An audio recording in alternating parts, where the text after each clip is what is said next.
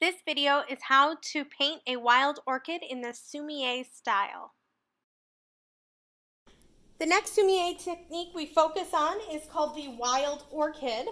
This also has the tapered brush strokes. It's mostly tapered brush strokes. It also has a little bit of a sprig, and then it has values. So you've got some light leaves and some dark leaves.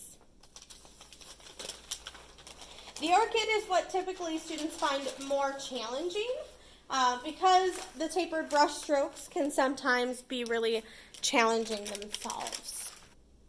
There's a few different kinds of orchid flowers in Sumi-e painting. So you've got a sort of butterfly flower, and then you've also got these sort of little flowers here that are a little more rounded. So here would be some examples of the butterfly flowers. Here's some more. And then you've got more rounded flowers, and then you've got some more flowers that come out like this. So those are a couple different variations.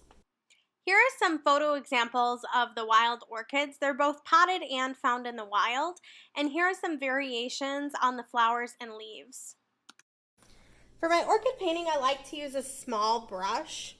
So I like to use my small Sumi-e brush here. I'm going to start with my tapered leaves. Now, typically in the orchid, you're going to start at whatever side is more comfortable for you, and your orchid grows out all from a similar area, and then it flows in the wind. So these are not the orchids that you find in the grocery store. These are the orchids that grow in the wild. I have one at home that I have since killed, but they have these really long, nice, spindly leaves. So wherever you're going to start, I'm going to start with my light values here. And I'm going to start tapering my brush. So I've got my point here. I'm going to press down, I'm going to pull up, press down, pull up, and all the way to the other side. I'm going to do it again, and because these leaves are a little bit more spindly and they kind of cross over each other,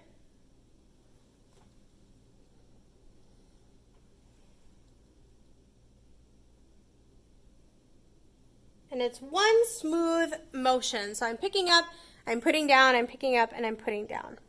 Now I'm going to start my darker leaves. I'm only going to do probably 2 of them.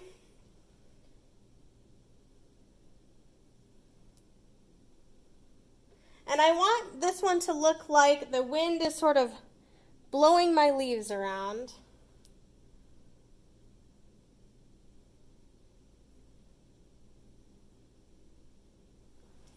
And if you're having trouble getting your brush to taper, you can twist it and you can pull it up, and as you're pulling up, you can twist a little bit. But you want to leave that very, very tiny taper in between each of your leaves. It shows that the leaves are twisting in the wind. You're going to want to do a lot of practicing. I would say this is one of the hardest techniques, and you'll probably want to watch that over and over and over again. But once you get the hang of it, it's pretty good.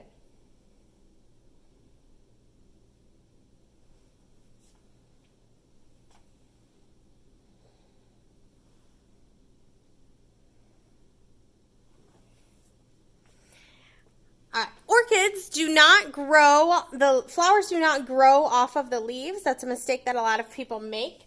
Orchids have a whole separate kind of leaf strand. You can use your small watercolor brush like you did before with the bamboo leaves. And it's a sort of knobby strand. And it grows from the bottom. It actually grows out of the bulb as well. And goes up and gets kind of curly. And you might, if you're lucky, have 2 or 3 of them.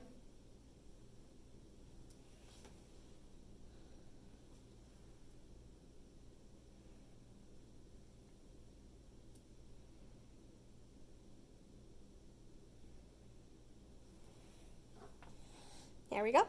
So it's the perfect place now for my flowers to grow off of. I'm going to use my dark ink. And for the butterfly flowers, you start in the middle with your tapered brush and you pull it around like this. And then you do a little brush stroke in the middle. You can do little buds, so those would be little buds. I would vary the sizes.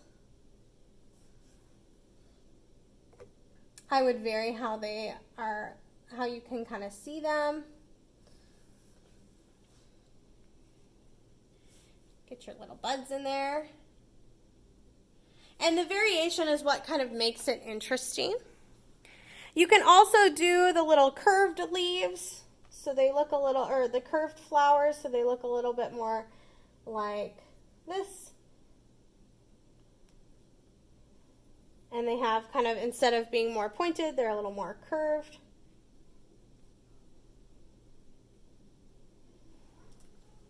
So you've got kind of these more rounded flowers.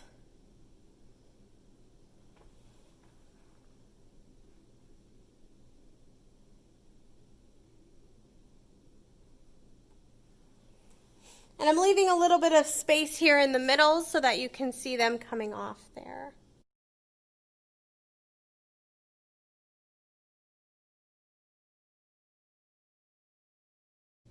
So these are some variations. The flowers tend to cluster a little bit together. So they all grow off of here, and then they tend to cluster and grow down the branch. Just like in the bamboo, I'm looking for correct brush strokes, light and dark values, and good composition.